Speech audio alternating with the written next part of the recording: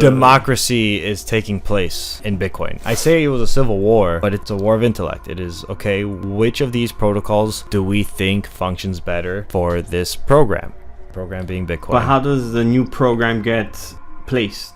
Just by how many people switch over from one to the other? Correct. Whichever version of Bitcoin has the longest blockchain, it tends to be considered the legitimate version. And as more people are adopting and not having the 80 bytes removed from this function, then there will be more transactions being made with that limit in place than not, and therefore meaning that it will eventually outpace the other one and be considered the true chain.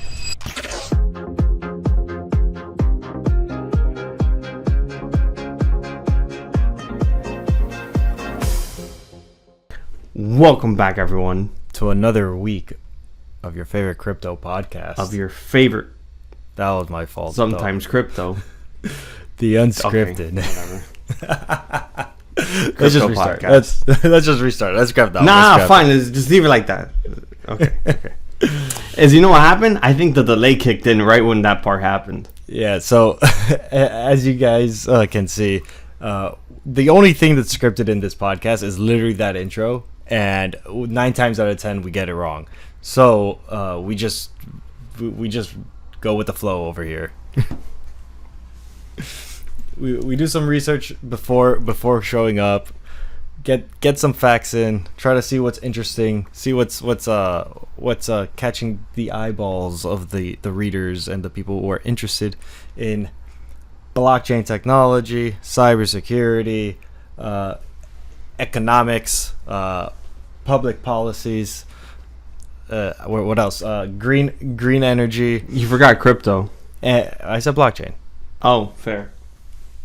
So, you know what? That is true though. You bring up a valid point. The name of this podcast is sometimes crypto, not sometimes blockchain. So, also true. Okay, that's one way to start off with a nice little tangent. Well, also, before we start the episode, I want to say thank you so much for tuning in. It means a lot to us. And please just drop us a little like over there. There's a little button down there that you could just press. It's literally costs you nothing. It's completely free. It's free. So, William, what we got? What we got? Damn, what in it? That's a long way to start. I'm sorry. I'm like sleep deprived, and I think the hysteria is kicking in. I gotcha. So I guess we start off with the thing that's happening, right? Bitcoin's breaking. Bitcoin 100,000. Oh, Bitcoin's breaking 100,000. I thought you were gonna say breaking trends. But no, the same thing, right? 100,000 is it's a nice number right there. Yeah, we're sitting at $101,288. Okay, that's significantly up from the last time we recorded. Now, it's been a while since we come back and the price isn't up. Yeah, the pricing's been down for a lot of this. Pretty brutal lately. So yeah, what's the support lines looking like? What's the trends? That what's that? You know what? We haven't talked about that metric about like people selling a lot or people buying a lot. It tends to be at the bottom of the chart. I forgot. But buying pressure and selling fear pressure. Fear and greed? No, not fear and greed. It was like another. I think I looked at it more than you did. Supply and demand? Nah, it kind of shows that one, but I think it might go with like trading volume and whether or not there was more sales or more buys. So there is a volume indicator, and if it's green, it means there's more buying, but it's not. I don't think it's what you're looking for. I think you're looking for one that's like comparing the two. Maybe. I don't know. It's, again, I know what you're looking for. It's been a minute. It's been a minute since we've looked at this, which is why I don't remember what it is that we were looking at. Okay. No, I think I know exactly the thing you're talking about. It's the one that tells you if there are more buys and sell orders. Yes. I think that and there's like prices in the bottom saying that there's more orders in these specific prices. Yes, that's the one. Do you know what it's called? I don't use it often, so I haven't what I looked at it. That's why I figured we But I haven't. can- We have. That's why I figured we haven't looked at that in a while. Well, no, that I just never looked at it. It's just not a metric. You I always look looked at liquidation. at. Every trader has their own like indicators. So right now there are way more buy orders than sell orders. Drop the chart. Let's see if my computer crashes or not. I think we know from experience it probably will crash, but okay. I'll stay see. quiet. I'll let you do all the talking if anything. Can you see it? Is this the chart I that can. you're talking about? I can. But is this a chart you wanted that you mentioned? That you No, thought it I was? don't think that was a chart, but that is another chart that we have not seen in a while. Yeah, so I don't particularly look at this chart just because all it's really showing it's leverage, liquidation points, and if they're towards the up or downside. Well, more so like the buy orders. So currently there's way more buy orders than sell orders. Quite a huge imbalance. Yeah, I also like looking at the heat map. I think the heat map does show that better, in terms for like liquidations. Yeah. So this is just like how many cumulative long liquidation leverages. Like where is it the most amount of leverage longs taken from? I see. See? But it just means it's towards the upside, which just means there's imbalance, and typically we do need more. We need more shorts because it just to push price. Because as shorts get liquidated, it pushes price up. Because the market makers have to buy those that sell from the person. If that made sense. What's a market maker again? Those are the institutions that place the actual orders from you. So if you want to buy and I want to sell, they're the ones who complete that transaction for us. Okay, so the the market back makers end. have to buy the liquidations. Of the Whatever it's of the short, yeah. Yeah. Okay. But yeah, you want me to put the heat map for you? Pull up whatever map you think is relevant, I guess.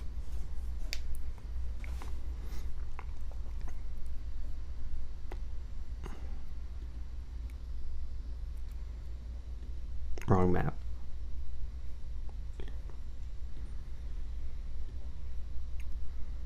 This guy's got so many tools, he forgets where they're at. Dude, I thought I clicked the same one twice. I'm like, is it not this one? But we had liquidity here to the upside, so there were shorts from 100,000 to 50. All these orders got filled, and now there's liquidity to the downside. There's liquidity to the upside is running dry. So at least for market makers, you can think of it. They're gonna go for these, get this liquidation, fill their bag, and then maybe from here start to pull it down, which is about 102,000 level, which would also be Yeah, you're correlated cutting to out. like a resistance zone. For me. Okay, but yeah, that's a possible thing. I'll stop sharing for you. Yeah, one thing also, William, I've noticed that it's just a me thing while we're recording, because at the end, post edit, everything you say is perfectly fine. I just have Everything's a hard time fine, keeping yeah. up because But to So- just close off, so the correlation was that there is some resistance, just like on the chart, on the regular like TA charts, that is a small resistance zone, that 102,000. 102,000 because of the high amount of liquidation at that price. And there is no more liquidation to the upside. Oh, I Liquidity is see. running out on the upside on the 3-day chart. Okay, so is that a bearish indicator or a bullish indicator? Bearish. It's it's nor bear. It's neither really. It's just showing you where market makers could potentially push price to, because of the orders from people. I thought the price tends to lean towards wherever there is more liquidity, a lot of density. Yeah, density meaning orders meant to be filled at those prices. Correct. What I'm saying is there is some liquidity left. It's the reason it's not bullish nor bearish is because that liquidity could be taken out, and then new orders start to populate on top. Right? Okay. So if enough people follow that trend and just push it up, then it doesn't necessarily have to come down right this instant until another big resistance / psychological zone or price. And just like to wrap up on Bitcoin, dominance has also pushed up. Bitcoin dominance, it pushed all the way up to a big 65.34%, with a major resistance to 65.34%. I just kicked the camera. And the price of Bitcoin has gone up. The price of Bitcoin at the time was going up. Yeah. Price is moving. They're moving together. Dominance just started to come down, though. However, since U.S. Open, so dominance is at 64.8. And Bitcoin is still pushed up some. Yeah. I was gonna say I think alt are also pushing up, so money's flowing in. What's up? I'm sorry. Yeah. I want to complete my full thought. Yeah, I kept on interrupting you. My bad. What I was gonna say was, I think we're gonna need to see some Bitcoin consolidation for a little while, so that, because if Bitcoin keeps on climbing up, dominance is gonna shoot up with it, and immediately, if there's no consolidation for Bitcoin, then it's going to be very likely that it will see a steep crash of some percentage above 5, and that I think will hurt the alts significantly. If we see consolidation for Bitcoin price wise, and dominance slowly and steadily going down, that means that the alts are kind of gaining some support and building some momentum to move forward, to move upward. So the reason I was in the final part on that thought also, you're not wrong. You're all right, but the thing you're missing in that little equation is if USD dominance also is coming down at the same time, would also push alts up like it has been since this little drop off now of dominance. USD, so it can happen at the same time. Yeah, where like all money is either in Bitcoin or in stable coins when they're not in the market. Okay. So if dominance of USDT comes down, that also pushes alts up if we're going up and trending up. So is now a good time to buy Bitcoin? It's always a great time to buy Bitcoin. And he knows it. He knows it. You don't want to buy the pump, but if you don't care about price and you're in it like forever, it's irrelevant. But it wouldn't be the best time to buy Bitcoin. No, it's pumping. There's a likely pullback coming at some point.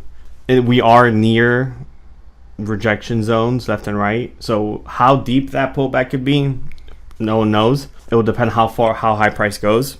If you're not in a rush to buy and want a lower price, you wait for a decent pullback, probably around, depending on how high we go. Either there's if we keep on going up, then I would look at 99,900 pretty much at a level. If we pull back from where we are, 96 is the first support zone, and then all the way down to about, my opinion, the extreme lows would be 92 to 91,000, and then 95, 94,000 is all support. Does that make sense? Now, do you think Bitcoin dominance is going to keep on going up? It started to reject now. We are still in a crazy violent uptrend.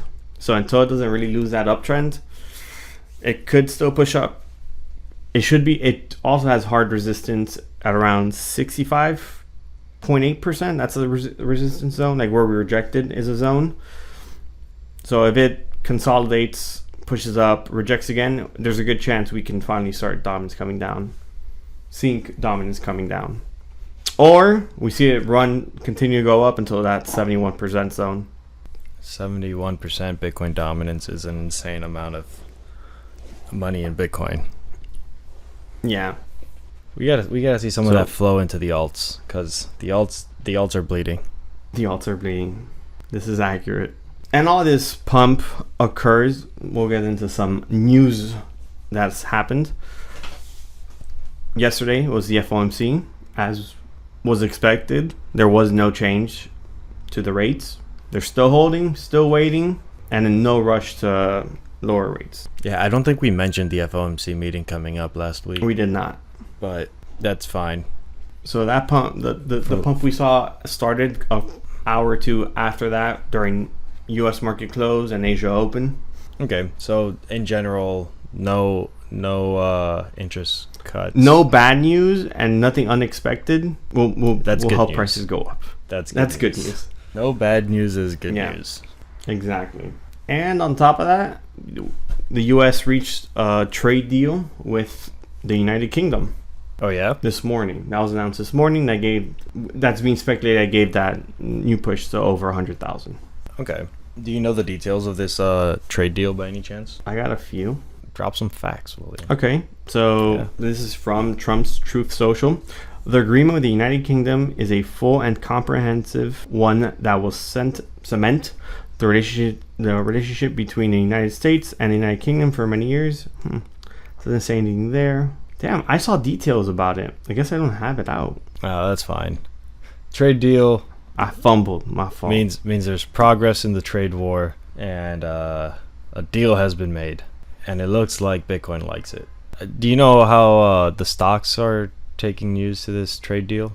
So I think stocks were not unhappy. They're doing pretty good today. Yeah, so we're pushing up again. Everything's up probably about 3 to 4%, give or take. I'll tell you right. So SPY, the S&P, is currently sitting at 5,718, breaking out of the downtrend that was created when they went down a couple weeks back. Yeah, so it's doing good. They're pushing up. They're up 3 to 4%. So it looks like trade deal news, good trade deal news, give or take. It's good news for the market. This is true. Seems to be general consensus based off of what the market is saying. What they're doing right now. Can Trump be telling people to buy stocks now also? Because he also tweeted that, like, it's a buy stocks now. Look, I'm going to be honest. The government has been exposed to be a monkey court, a banana court was the term that they used in Rick and Morty. Kangaroo court. What is this? Kangaroo court? I somehow do not get... I'm never failed to be impressed and shocked, equally as shocked by the actions of the government. Always something new with them. Maybe it is okay for the president. So is that a long-winded response? Maybe it is okay for the president to tell you to buy some stocks. I was like, okay. So, and also, we didn't mention this last week because we got caught up in other things. So did you know the Trump token, the top, if I'm not mistaken, top 50 holders of the Trump token will be able to meet Trump in a Trump token thing they're doing? I was not aware of that. Can he do that too? That sounds crazy.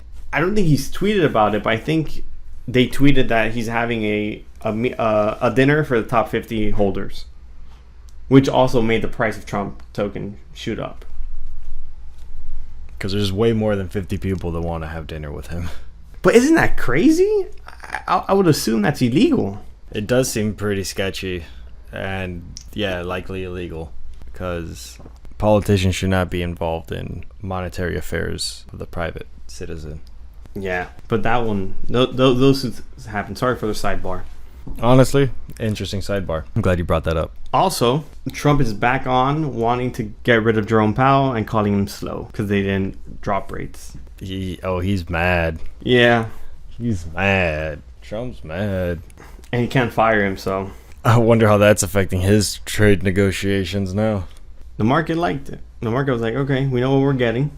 We can move on from this. Yeah, but I guess the market will be okay with keeping interest rates the same for the most part, because that doesn't introduce any new variability in price discovery and like figuring out how much the dollar's worth.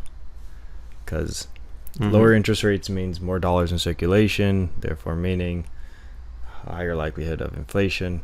And when economic plans like that start to shift, where policies start to affect the value of money, it introduces instability to businesses, and some people get shaken up and scared. So I guess that's why the market liked seeing the fact that there was no rate cuts or rate hikes. Interest stayed the same, prolonged stability. Yeah, for now.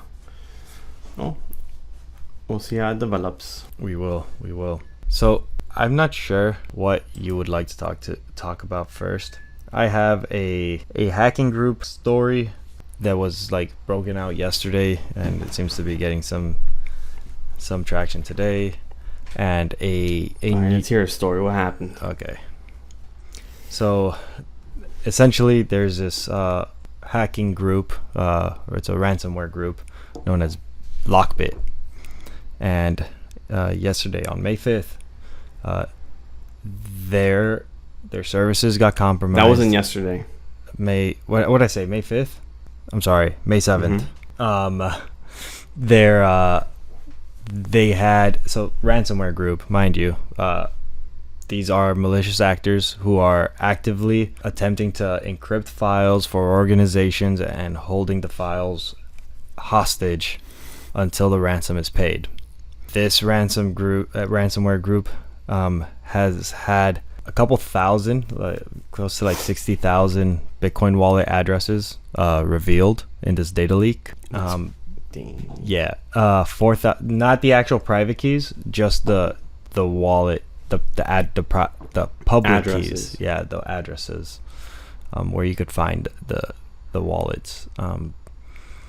Meaning they could blacklist the wallets and make it harder for them to move any funds that are within the wallets. Well, like, I haven't had a chance to actually look into this data leak, but I'm assuming some of these wallets are wallets associated to the actual ransomware group, LockBit, and then other wallets that are associated to their victims that they just had in like a data storage. Wallets associated to their victims, and keeping track of how much Bitcoin they have.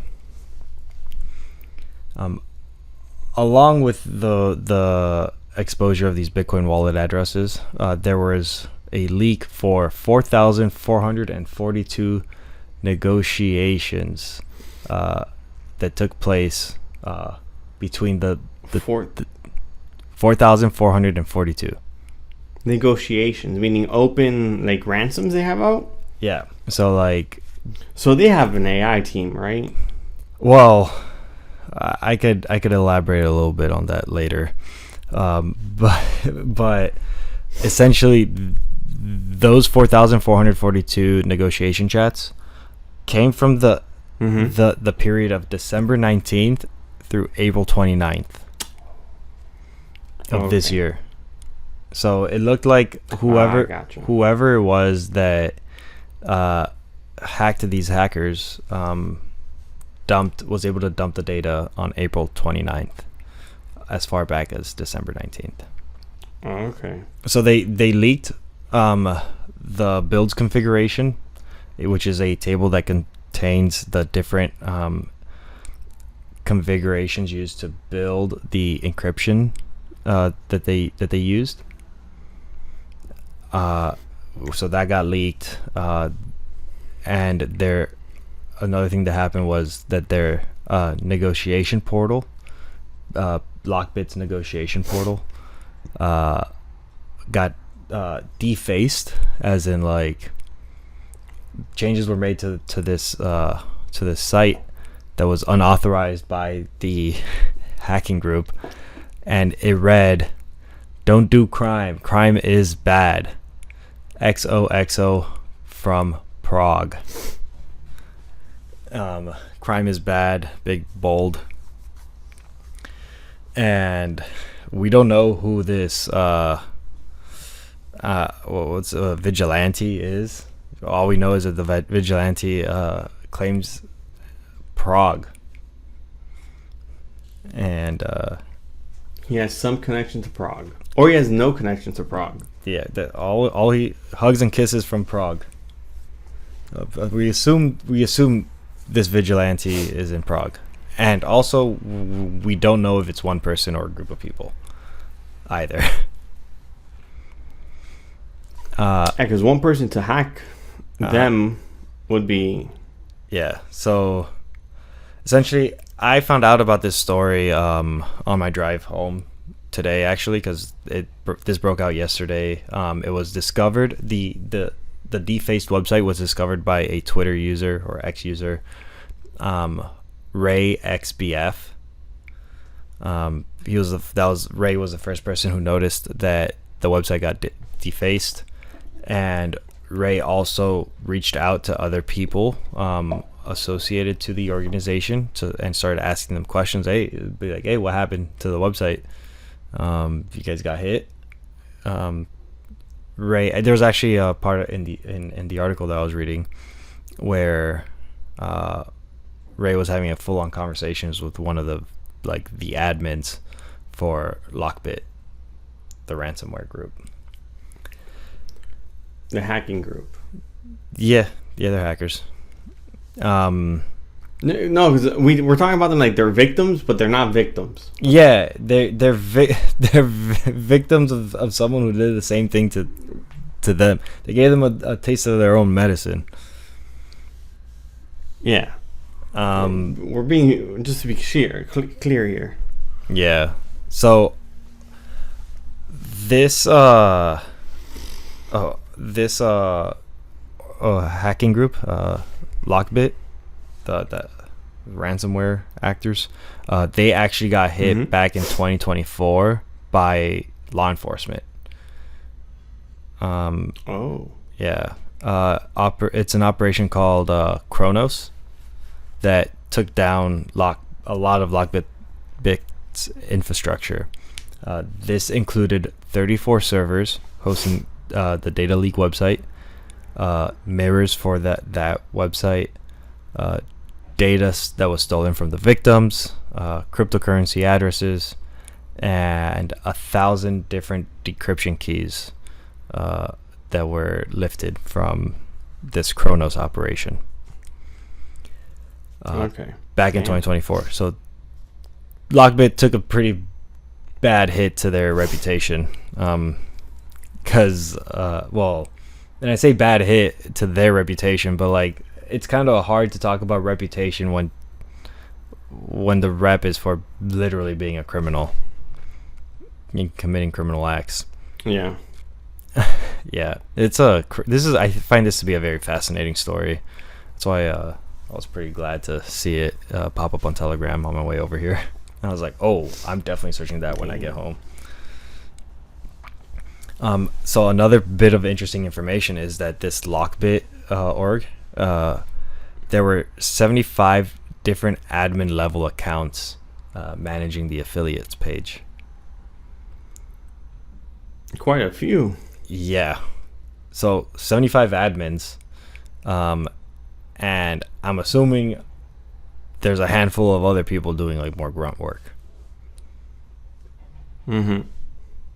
So pretty large operation, as you can see.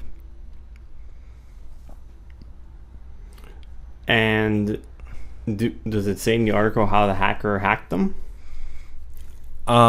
So there was two different things that seemed to be reasons that could have been hacked. They were, I think they were using a old what's this not QuickBooks, WordPress version that had vulnerabilities. And then another thing that was noted to have, yeah, it was WordPress.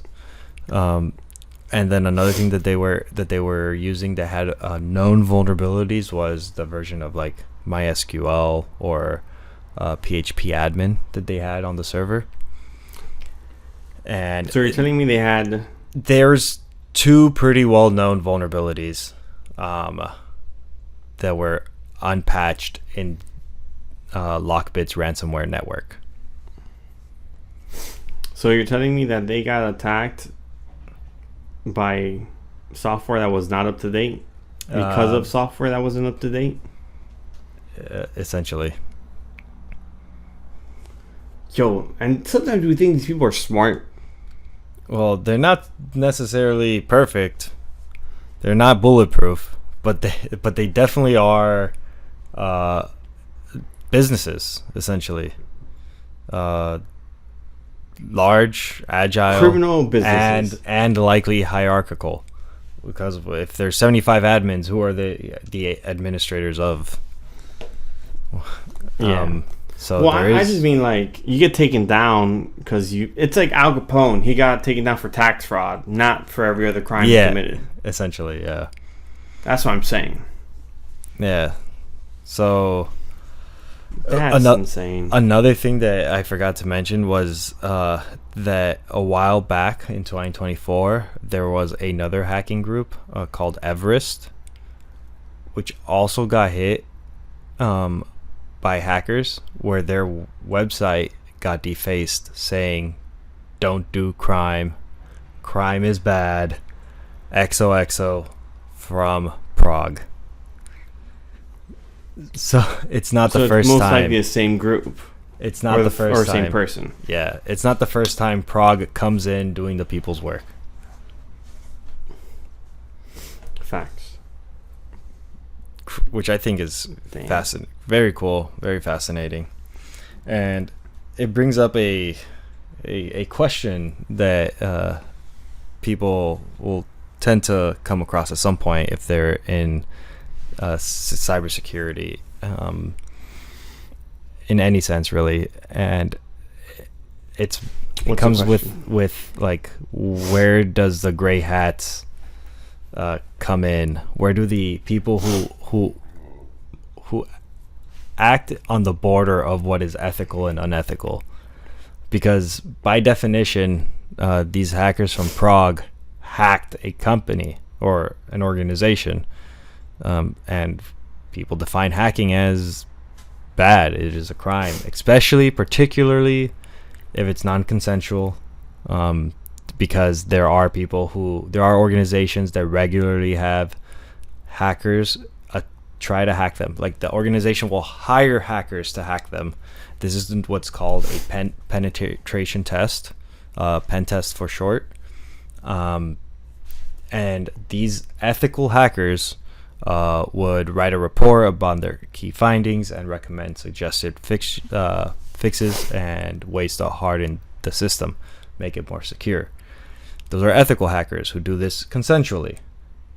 Obviously, in the case of LockBit and Everest, those are unethical hackers who will straight up steal your data,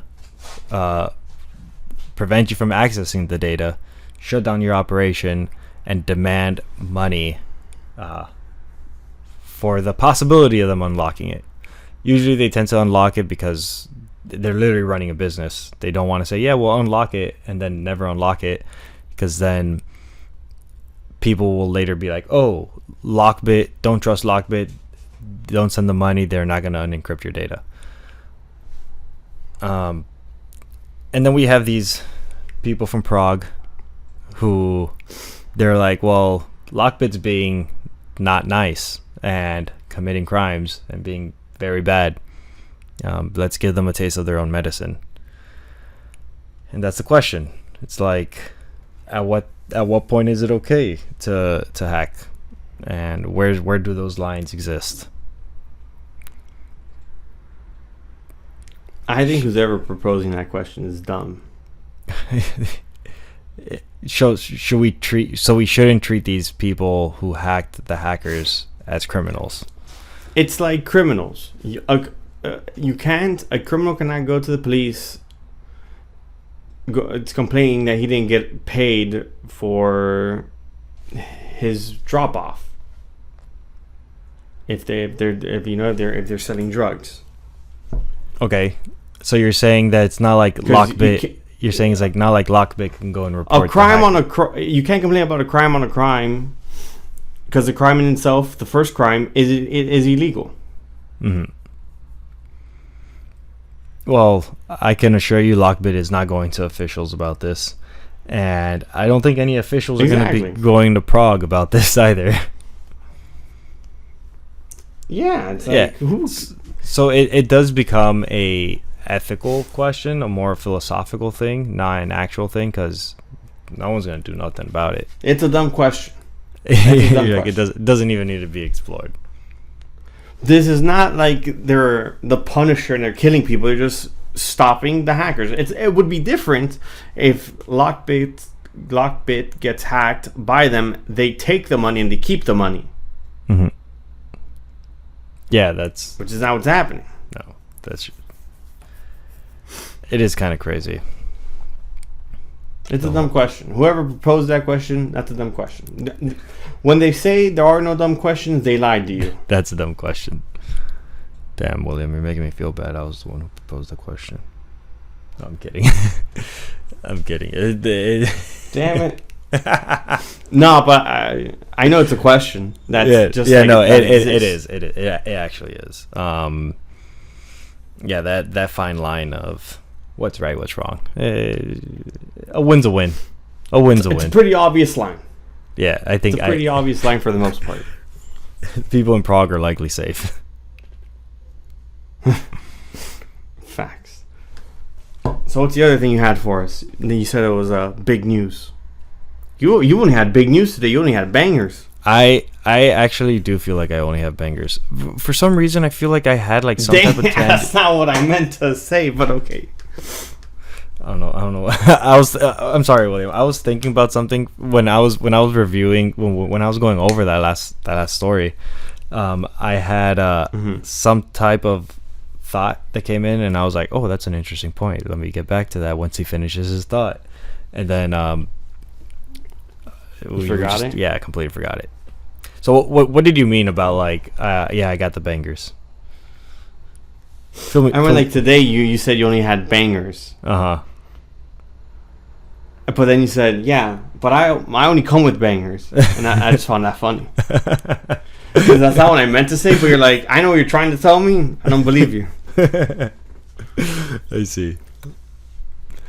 So because that means I don't have bangers. So some of your stories aren't necessarily the. So I felt some type of way about it. But go ahead, tell us what other banger you brought today, because you always bring bangers. You a banging machine. Oh man, William, easy now. Easy. I wish you could stop banging so much. Oh God, settle down, William. My fault. I'm sorry. But what's the story though? All right, so make me blush.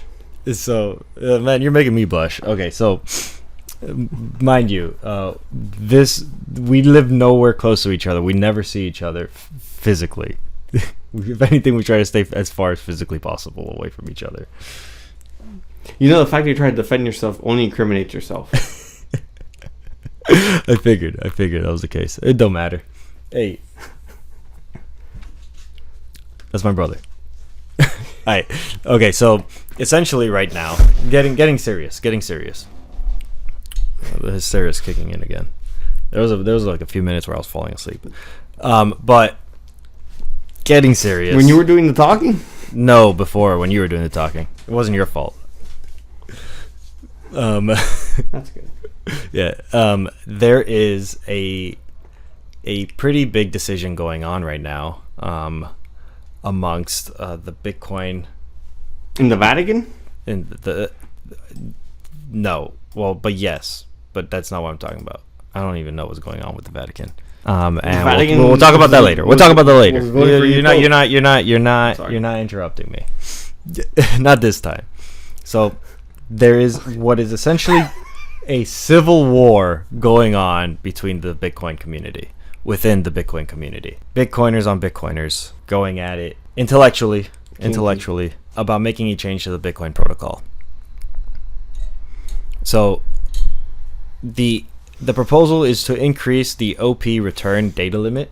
Oh, what the heck is that? I personally don't know. I'm not a Bitcoin developer, and I should probably spend a couple weeks reading it just so I could probably provide better information for you guys later. But I have that reserved in the future. So Bitcoin developers, core developers, are considering increasing the data storage capacity of the OP return opcode. This currently has a limit of approximately 80 bytes. 80 bytes is relatively small. There's like 120 gigabytes of data likely on your phone. Gigabytes. So like there's the big difference. Search it up if you guys want more information on bytes and sizes. But okay, this change. I'm sorry, guys. This is not how I normally act. I promise you. But if you want me to act this way, write in the comments. Let me know. I will personally deprive myself of sleep if it means good content. I'm telling you, like his haircut. You don't have to do that. Essentially, by removing this, I'm trying to see how many. You're trying to see how many people are interested in my haircut. Yeah, I think you're beautiful, though. So, William, I'm trying to be serious right now. I'm sorry. I'm trying to be serious. I'm sorry. So, essentially, this change of removing the 80 bytes from the OP return opcode, this would allow more data to be embedded directly into the Bitcoin transactions. Now, obviously, this was kind of something that was brought up before, big block versus small block. That was forever ago. This is now. And there's a big bytes versus no bytes. No bytes, just block all the bytes. I'm going hungry now. But there is this proposal is made by the core developers, meaning Bitcoin Core at this time is likely trying to remove those 80 bytes. There is a opposition to the Bitcoin Core right now, and these are this is known as a Bitcoin knots. Actually, that's KNOTS, not NOTS. So essentially, this proposal has faced substantial opposition from parts of the Bitcoin community, where in response there has been a surge of the use of Bitcoin knots. This is an alternative full node client that maintains the existence of the OP return data limit, preventing that 80 bytes from being removed. So essentially, you whenever you're going to set up your device to run as a Bitcoin node, you choose which distribution of Bitcoin you're going to be running the node on, and the Bitcoin knots version does not remove the 80 bytes from OP return. I don't know how I'm not a developer. You know what? This is a great time to ask. If you're a developer and is it OP return or OP return? Let me know, because I'm probably butchering it, every other word. So, William, how do I want to phrase this question? Do you know what the biggest distribution of Bitcoin node there is? Like which version of the full node client exists in the world? How many iterations have we had? A dozen, give or take. That's a number that I'm pulling. The second one's the most popular. But okay.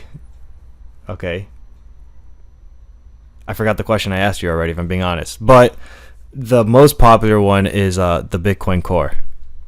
Just straight up Core. I'm sorry, William. Again, sleep deprivation, guys. It's a fun little thing that you don't want to do too often. That version of Bitcoin, of like Bitcoin node, the core version, like 90%, 99% of the total distribution of Bitcoin nodes in the world about a week or two ago, something like that. Yesterday, we had a huge increase in the amount of Bitcoin nodes running Bitcoin knots. About a week or two ago, it was only 1% of nodes running knots. Yesterday, that went up to 6%, and I got word that today it's sitting at 7%, significantly gaining traction, meaning that there are. So that means the more people. What does that mean? What does that imply that group is? This means that the group is democracy is taking place in Bitcoin. I say it was a civil war, but it's an intellectual war. It's a war of intellect. It is okay. Which of these protocols do we think functions better for this program? Program being Bitcoin. But how does the new program get placed? So just by how many people switch over from one to the other? Correct. Whichever version of Bitcoin has the longest blockchain, it tends to be considered the legitimate version. And as more people are adopting knots and not having the 80 bytes removed from this function, then there will be more transactions being made without that it's not a limit. With that, there will be more transactions being made with that limit in place than not, and therefore meaning that it will eventually outpace the other one and be considered the true chain. But the Bitcoin core program has over 90% or 90% or like like 90%, 90 and some change. So it's pretty good. Oh yeah, it's pretty good. But the thing is, Bitcoin moves fast. So that's actually not true. Bitcoin does not move fast. Developers move fast. To convert. Yeah. So essentially, it went up a full percent yesterday. Mind you, there's like hundreds of thousands of nodes of Bitcoins out there, and realistically only about 25,000 of them are discoverable. So to be quite frank, actually now is a good time for a disclaimer. All those numbers are kind of guessing work done by data analytic companies, that specifically all these companies do is keep an eye out for Bitcoin nodes. They'll tell you which version of the node it's running, if it's discoverable. It will tell you as much information. These companies just look for that information alone, trying to monitor the health of the Bitcoin blockchain.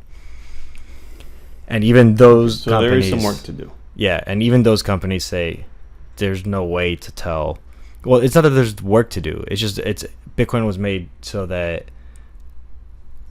nodes could come online. No, and I offline. meant work to do. Like they will always have like to continue like to add.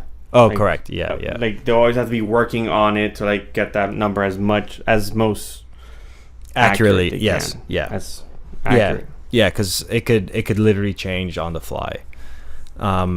For example, I have a Bitcoin node that I could turn on and off whenever. Doesn't mean that I'm not participating in the Bitcoin blockchain. Just by having some data transmitted every so often is enough to technically keep the blockchain alive. It's just when we have more people contributing and more people providing infrastructure, then the system works smoother and more efficiently. And that's kind of like the nature of distributed systems. You want to onboard people over time, slowly, test things out, grow, but also maintain privacy. And a lot of people do care about their privacy significantly more than you do. And I mean you, William, you, listeners, you, me. There's insane people out there who really care about their privacy. And I say insane just because I care about my privacy, and I don't come anywhere close to operational security levels that these privacy nuts go through. Essentially, there's Bitcoin nodes that will never be discovered by whatever scraper exists looking for Bitcoin nodes, because they're just hidden in onions left and right. Yeah. Actual onions. What? Onions are part of the Tor network, which is what's used for the deep web to ensure privacy. Oh. Got you. So actual onions. That's why I said actual onions, yeah. That makes sense. I had a teacher in college which was for what class exactly was it? But it had to do with computers and security. Mm-hmm. He goes, for every time you sign up to a new like website or thing, it should be a new email. Or it should be an email that's only dedicated to that one specific purpose. Mm-hmm. And he goes, and every password should be different from any other password. Yeah, that guy doing it right, I think. Maybe a little bit too excessive, in the sense that But it's like the security nut. Yeah, it is. He is a security nut. To the most efficient level. Yeah. To the if you did that, you'll be the most efficient security nut to the most efficient. You'll be nutty for sure. Like, okay, guys, like I work in cybersecurity, and I know people who work in security, and it's all just a level of how far down the rabbit hole do you want to go. I feel like that's probably the case for anyone in tech. And how much friction you want to have. Yeah, because friction is like the number one thing for security. It's like if you want absolute security, you're gonna have the most friction, which is you take the battery out of your device, nail it into a box, and make sure the device is buried 6 feet underground in the middle of the woods. That's a secure device. When you go home. That's a secure device. It will not get affected by any virus. However, for you to go use that device, you gotta go drive out to the middle of the woods, dig up that box, open it up, put in the battery back in, and turn on the device. And guess what? Now it's vulnerable again. Yeah, so friction. But yeah, but that's but vulnerable in terms of like. So, in specifically referring to that friction thing that you're talking about, creating a new email for every single website is a little excessive. Maybe an email for particular types of websites, i.e. like social medias, you might just want to. Yeah, that's why I said like he then specified like not in the like separate but consolidate. Like, consolidated emails. Like maybe you would like to have one email for your streaming services. Let's say you're a rich person with a Netflix, Hulu, Disney Plus, and Peacock. That's four. That's and one. HBO Max. And HBO. This guy's that person's rolling in it, William. They got all of it. Yeah. You get all these streaming services. You put them all in the same email. That's only for that. You never touch that email again, and you set up a forwarding rule. Whatever email comes into this account, forward it to your personal like actual receiving email. And then you'll know what email got hit with what what, like you'll know where it came from, and you don't actually have to access the email, reducing logins, reducing attack surface. But you see how that would be a headache to do. Yeah, exactly. It's just setting it up is a headache.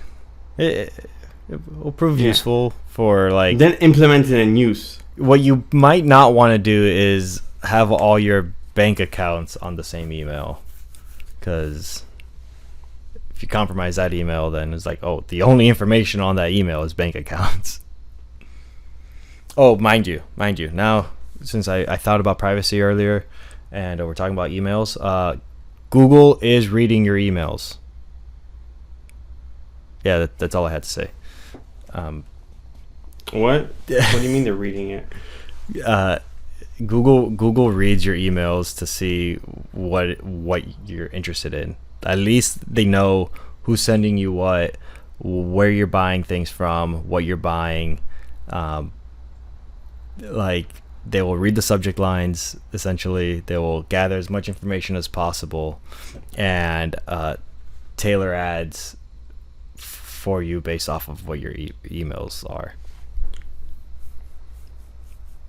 You know, I believe they could and would do that and do that. Mm-hmm. I just never thought of that. Okay. Like, I wouldn't think that's something people would do, like create the AI. It's no AI to read all that to then suggest. No AI. Well, the algorithm. It's an algorithm, yeah. It's some but machine learning. AI to a degree is it's some an sort AI of model. You're right, William. The common folk like you will be saying AI now for things that do require a little bit more technical jargon. I am sorry, guys. That was intentionally meant for William, not for you, the listener. William should know better. You guys. It's not an AI.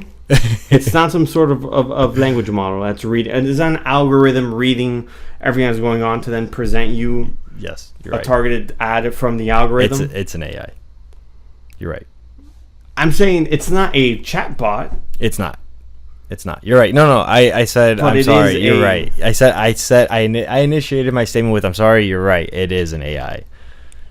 That's like really what it's called.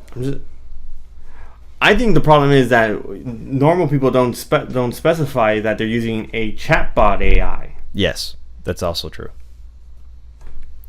Because like, ain't nobody got time for that. Exactly. But yeah, I wouldn't think they would do that. Yeah, but they it's never crossed my mind. That's the thing they do. They do. You don't see advertisement in like your Gmail. I see that they come in, but I've never looked at them. Yeah, well, that whoever made that, then obviously it also says sponsored. Yeah, it does. No, they're terrible. I've never looked at my AI at my email for ads. Never. Your sponsored emails. Yeah, just sponsored emails. I'm like, oh, someone's paying for me to see this. Yeah, I didn't think they were targeted. Yeah, general like, rule of thumb. To the degree that they're doing. General rule of thumb is, if the service is free, you're the product. They are selling your data to different advertisers. Mm-hmm. Okay. Did I finish this Bitcoin thing? I don't know if I finished it. If you have any questions. To be honest with you, I was a little confused while you were explaining it. Oh, okay. But I think steep deprivation can do that. So But it's okay. I got the gifs. I see certain concerns with lack of information. Let's see. What can I add? So like I said, there's two groups of people. One doesn't want more, one that wants less. The people that want more data for Bitcoin, they think that Bitcoin essentially should become a distributed data center, kind of moving the ideological concept of money out, and more so like data, transferring data for coins, and storing it on the chain somewhere. Which, like you said, you know what, William? I feel like the sleep deprivation does hinder my ability a little bit to clearly convey my thoughts.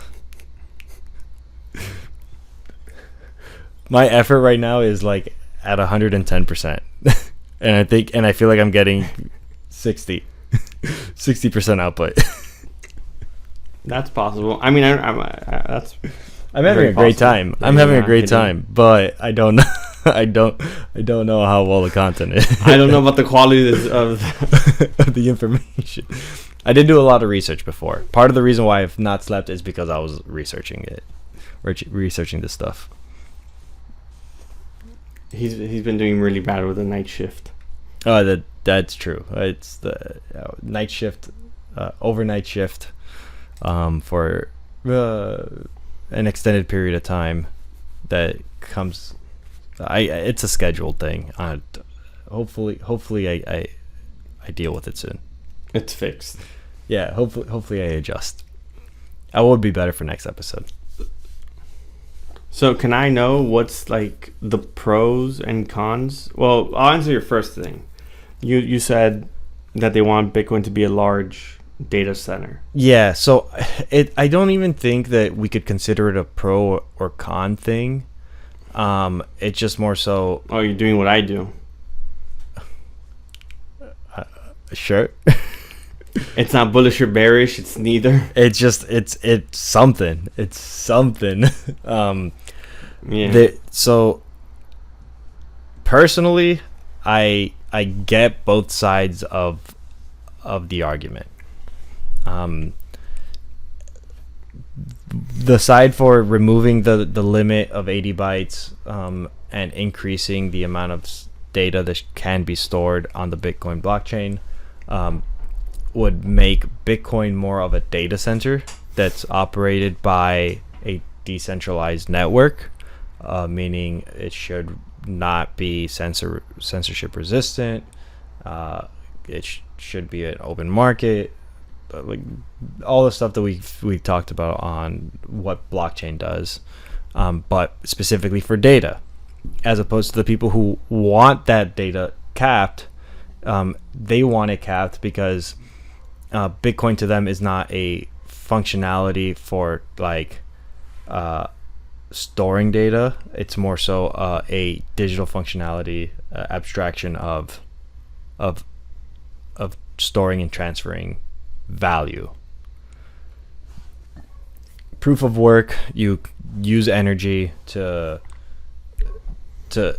find a number and prove that you put in energy and did some work. That's literally what proof of work is. And having that data capped aligns the price discovery of Bitcoin to be more in line with what is value represented as money, while the other one, removing the cap, kind of makes it more as value represented as data. How much data do you want to store? How long do you want to store it? What's the storage method? Like, it's a two different thing. It's just one is relating it more to money, the other one's relating value more to data. But you would be getting paid for holding an X amount of data. So here's my thing, and what I wouldn't they need to incorporate like a whole new thing to it to do that? So here's why I said that I need to dedicate a couple weeks to understanding the Bitcoin code base more, is because I don't know what this opcode does. OP_return. I don't know what it does. All I know is that there's an 80 byte limit to the information that's on there. It's usually always 80 bytes. It it's rarely under that, and it definitely never goes over that. Okay. Matter of fact, there's a Bitcoin conference right now in Austin, Texas, BTC++, where this entire conversation about It's happening. the OP return, removing the limit. It's like a 2 or 3 day conference, and everyone, it's like the key point of the debate right now. The conference. And the Bitcoin knots thing, there's growing opposition against the removal of the cap. Okay. So we'll leave this one for a future. Yeah, I think this is Deep just dive. something that has recently got a lot of traction. Recently, has become very important, but just because of the sheer level of technical aspects with this, I would like to revisit this in a future episode, and hopefully, I don't know. Hopefully the data sticks a little bit better. That was supposed to be a pun. He couldn't figure out how to end the sentence. That was a pun. I ended it with a pun. Hopefully the data sticks a little better. Oh, that went over my head. That one like that. You know what? That one like this. I'll give it to you. I'm out of stories. I got nothing else. So I think. What do you got? So I think we could end on this.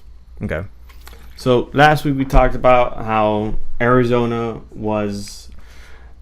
State, the actual state, the Bitcoin Reserve bill was on the governor's desk to be either vetoed or signed.